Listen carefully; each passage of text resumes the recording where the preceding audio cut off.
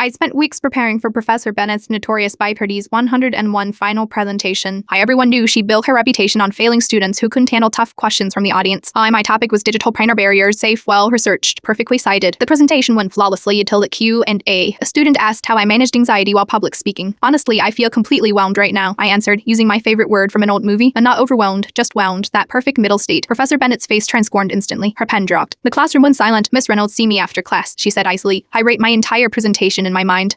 What horrible mistake had I made after everyone left?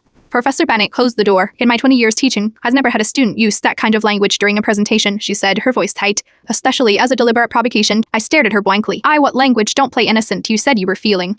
She lowered her voice, poured out during your presentation. My mouth fell open. Her eyes narrowed. That's not even a word. I grabbed my phone, frantically barreling. It absolutely is. It's in the dictionary. It means to be submerged historically, but it's also used colloquially. Professor Bennett took my phone, adjusted her reading glasses, and read silently. Her rigid posture slowly softened. I see, she said finally. I misheard you, but this is precisely why clear enunciation matters in communications. She handed back my phone. Oh, though I am curious why you'd use such an unusual word in a presentation about clear communication. I couldn't help laughing. Pretty ironic, right? I literally created a communication barrier while presenting about communication barriers. Her face remained stern, but I caught a twitch at the corner of her mouth. The next day I received my grade, a hard comment. Excellent content. Thought remembering professional communication. Uncommon word. Choices can create unhindered barriers. Also, please enunciate. 2 years later, IT for Professor Bennett. On my first day, she introduced me to her new PNations class with, "This is Miss Reynolds, my assistant," as she's quite knowledgeable, though occasionally her vocabulary choices might leave you feeling whelmed.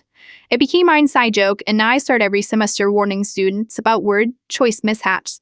Sometimes the most memorable lessons come from the most mortifying moments.